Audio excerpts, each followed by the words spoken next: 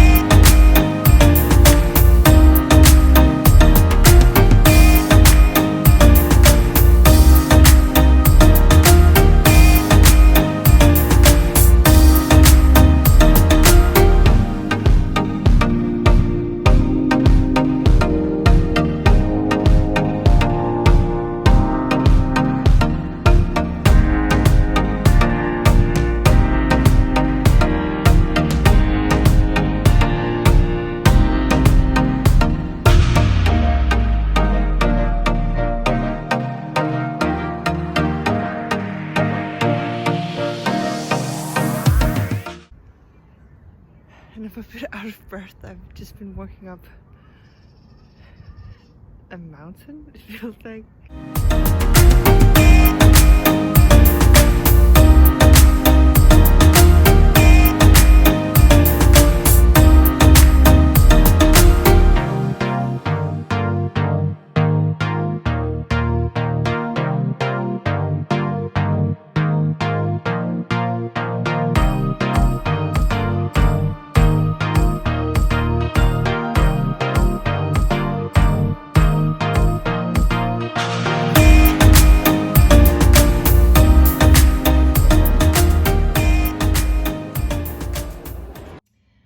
So yeah, I'm heading off now at 11 a.m. and I'll be in Zurich at I think 4 p.m.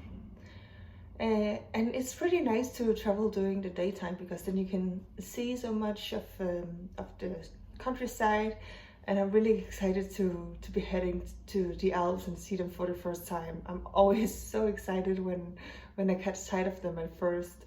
I've had 2 days in Luxembourg City, 3 nights. I love the city. It's really, really pretty, and it's very inspiring with the architecture, the way the city is like located naturally.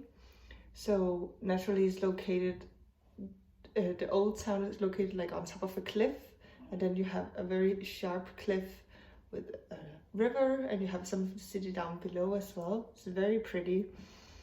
And it's just so inspiring to be in a city where it has such an international vibe. There are so many internationals coming in here and working every day, and they speak many different languages. I'm so excited about this. So of course they have their own language, Luxembourgish, where they say moyen, hello. But then everyone also speaks French and German.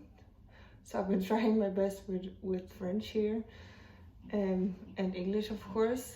And just this mix is really exciting. And last night I went to a South Indian restaurant where they spoke, I don't know, some Indian language. And yeah, it just has this big city vibe, even though it also has this quaint, cute, romantic European city vibe. So yeah, I traveled on Saturday. My train was delayed. I was afraid I wouldn't catch the last train to Luxembourg. I wouldn't make it to pick up my key in the restaurant for my Airbnb before that closed. So it was very hectic arriving here in Luxembourg and then coming to the train station at, it wasn't that late, it was like 9:30 p.m. But you know, the train station areas are always just so sketchy, and there wasn't like a safe vibe there. It was probably safe, but you know, after traveling the entire day, having all your luggage with you, it's your first day of traveling, you're a single woman alone, I don't know, it just made me feel a bit uncomfortable. So I had to put like my big girl energy and just fix it and find the place I had to stay. But it was a bit exhausting, to be honest. Anyway, I made it to this apartment where I've been staying for 3 nights. It's a great place. It's not that sketchy, but it just feels like that in the beginning. It just takes a few days to kind of change your mindset and change your energy around traveling. So I've been just strolling around the city, sitting in cafes, hotel lobbies, writing, drinking coffee, just hanging out, you know. And yeah, looked at the city, looked at the people walking by, talked to a few people. So it's been nice. And I'm really impressed by the history and the culture here in Luxembourg. It's really special. It's nothing like another country. Anyway, today I'm going to the next country on my list on my journey.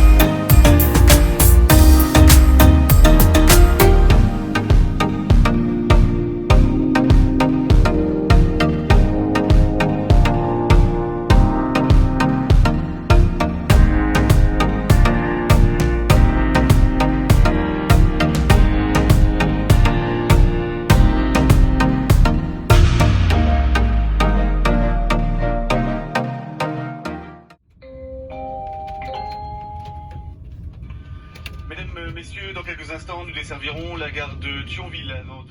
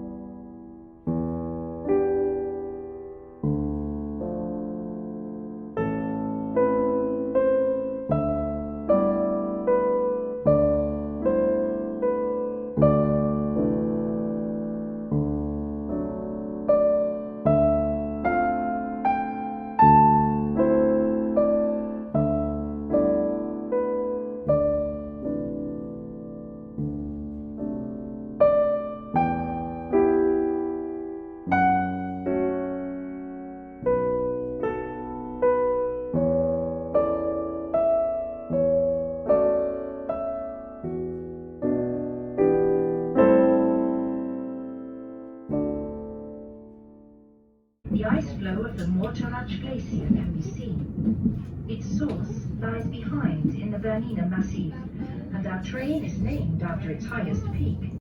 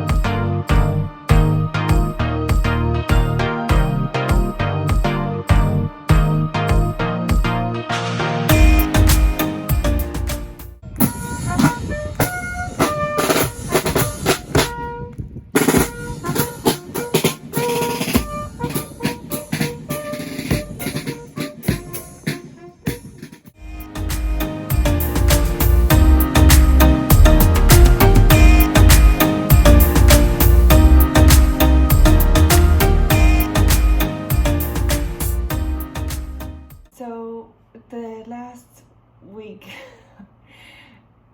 I've been in Switzerland, Liechtenstein, Milan, Monaco, and then here, and it's just been amazing. I've had such a good time, and I just love traveling and being in Europe and seeing all these parts of Europe that I didn't know existed. So I'm completely smitten by Monaco, for example. I love that country, that city, Monte Carlo. The streets even smell like flowers, rosemary. The air is just such nice smelling. And then I came here to Marseille, and it's a contrast to Monaco. First up, the smell, because I'm staying at the Vieux Port, the old harbor, I think that's how you pronounce it. And it just smells like fish.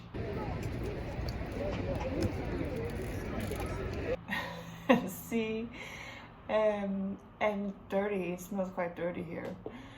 So that was a big contrast. And then the city is just way more gritty than Monaco was. And I don't know what I was expecting.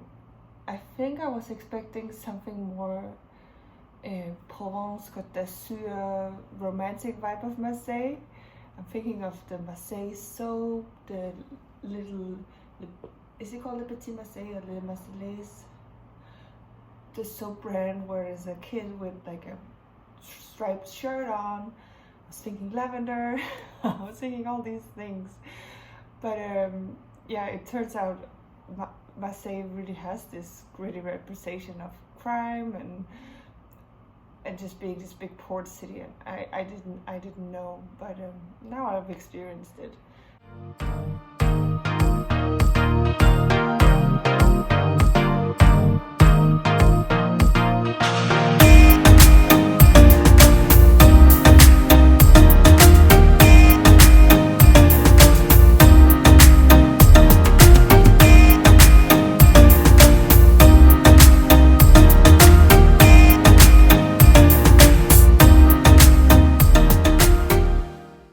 So the trip is reaching its end, and yeah, until now it's just been amazing.